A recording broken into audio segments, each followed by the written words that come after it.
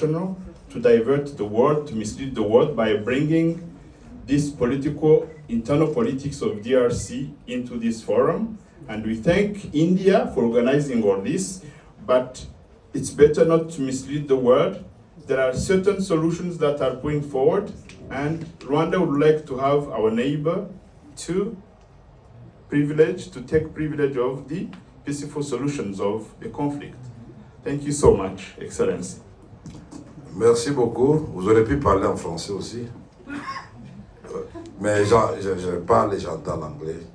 Puisque j'ai compris que vous parliez pour vos autorités aussi, qui les écoutent, que vous les avez défendus. Ça, je vous comprends bien, vous êtes dans votre rôle. Mais vous savez très bien que depuis 1994, s'est passé une tragédie au Rwanda, le génocide. Nous avons tous condamné ce génocide en présence des troupes des Nations Unies au Rwanda. Et la République démocratique du Congo, vous êtes d'accord avec moi, n'était pas impliquée dans le génocide. Ça, nous sommes d'accord. Est-ce que le Congo a fait le génocide au Rwanda? Mais quand même, vous souvenez Non, que... je pose la question d'abord.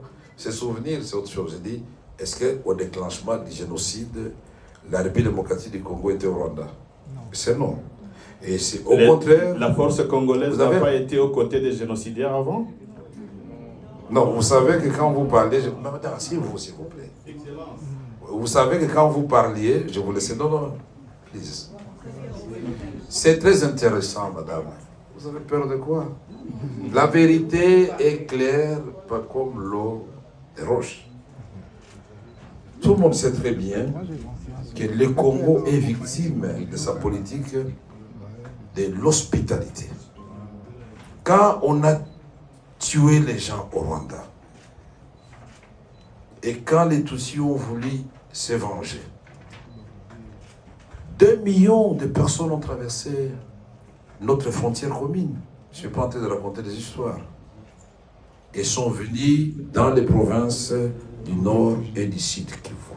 En présence, s'il vous plaît, des troupes des Nations Unies qui étaient là-bas. Qui auraient pu, à ce moment-là, séparer les civils et les militaires et désarmer les militaires avant d'entrer sur le territoire congolais. Et plus tard, à l'époque de Mobutu, on va organiser la tripartite Rwanda, Zaïre, devenir République démocratique du Congo, et les HCR, sous le gouvernement Léon Kengo Wadondo. Et nous avions désigné le site où on devait éloigner les réfugiés rwandais pour éviter qu'ils ne constituent une menace pour leur pays, à au moins 150 km de la frontière commune. Et au moment de le réaliser, ce n'est pas la République démocratique du Congo qui a dit non. Et après, vous avez pris prétexte, puisque vous avez hébergé les Hutus chez vous, c'est une menace contre nous, et donc, une guerre des agendas. Vous allez recruter Laurent Désiré Kabila d'heureuse mémoire. Laissez-moi terminer, vous avez parlé, ça c'est la technique de chez vous, laissez-moi terminer. Il faut savoir écouter, je vous donnerai le temps, vous allez parler. Si vous n'avez pas peur de la vérité, laissez-moi éclairer l'assistance. Je termine, je vous promets, vous aurez la parole encore. Merci, laissez-moi terminer. Alors, vous avez pris prétexte du fait que, soi-disant, une catégorie des Congolais n'était pas suffisamment représentée dans les institutions. Les Banyamulenge, qui sont des Tutsis. Mais alors qu'en ce moment-là, paradoxalement, les ministres des Affaires étrangères, c'était Bizimakara et les Tutsis. Et je peux vous citer la liste longue. Tous les services de sécurité, c'était les Tutsis. Les chefs d'état-major général de l'armée congolaise, non seulement Tutsis, mais du Rwanda, James Kabarebe. Qui peut être aussi généreux pour prendre un ressortissant voisin pour en faire son chef d'état-major général? Vous ne trouvez pas que le Congo était très gentil et très généreux et victime de sa générosité? Et en 1998, le 27 juillet 1998, quand Laurent Désiré Kabila, lassé, la population lassée par des violations à répétition des droits de l'homme, des soldats rwandais qui avaient accompagné les forces de libération, il devait faire un choix. Ou il est du côté du peuple, où il demande aux officiers et soldats rwandais et ougandais de rentrer chez eux. Le 27 juillet 1998, il a fait le choix du Congo. Et comme par hasard, le 2 août 1998, nous sommes envahis par le Rwanda et l'Ouganda. En Arizona, un avion de CAL, compagnie aérienne congolaise, pour aller atterrir à Kitona, prendre le barrage d'Inga, plonger Kinshasa dans le noir, n'eût été l'intervention de toute la SADC, les Zimbabwe, la Namibie et l'Angola, nous serions aujourd'hui peut-être effacés de la carte. Donc ces troupes sont venues pour rien. Nous avons menti, il n'y avait pas de guerre, il n'y avait pas d'agression, alors qu'il y a eu le sommet de Victoria Falls-Day, le 8 août 1998, c'est au Zimbabwe, où on a envoyé des avions de chasse à Kisangani, à Goma, pour vérifier si nous sommes effectivement dans une agression. La communauté internationale a mis combien d'années pour reconnaître? Il y a eu la résolution 1, 2, 3, 4 du Conseil de sécurité, il y a la résolution 15, 300. Quand vous, les Rwandais et l'Ouganda, vous êtes battus dans la ville de Kisangani, en tuant des jeunes, des femmes, en les jetant dans les rivières, là aussi c'était pour sécuriser les Rwandais? Non, c'était les minéraux du Congo, de l'or, de la province orientale. Et donc, je peux vous faire un développement pour vous démontrer que, mon cher, vaut mieux que nous vivions en bonne entente en tant que voisins. Et pour vivre en bonne entente,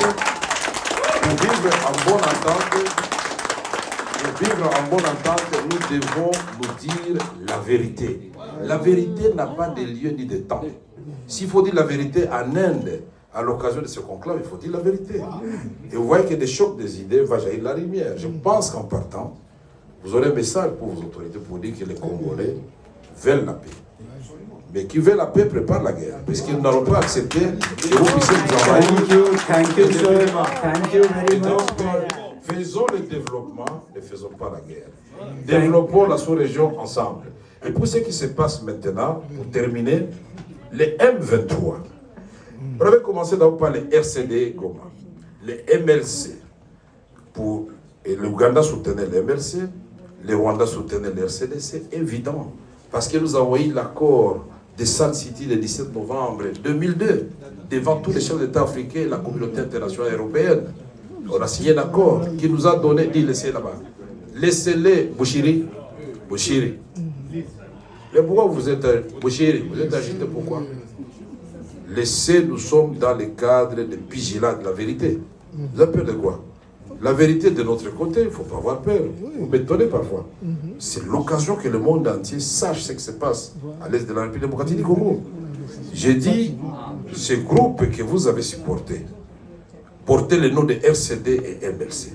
Et par la suite, comme une génération spontanée, ont donné naissance au CNDP, au SNDKML, au SND national.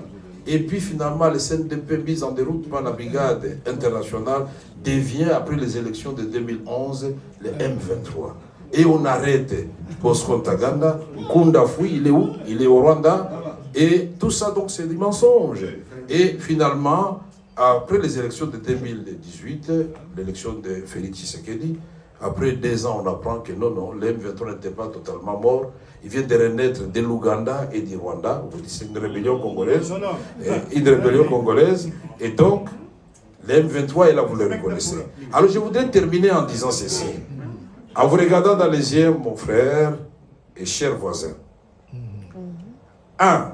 Ce n'est pas Félix Tshisekedi ni les Congolais qui avaient dit que le Rwanda était en République démocratique du Congo. Le premier. C'est le rapport des experts des Nations Unies qui a certifié de la présence des troupes rwandaises.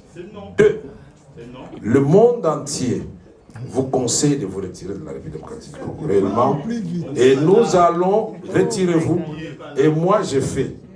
Moi qui vous parle, vous avez suivi que le manager de Mahindra vous avait dit que je suis un faiseur de paix.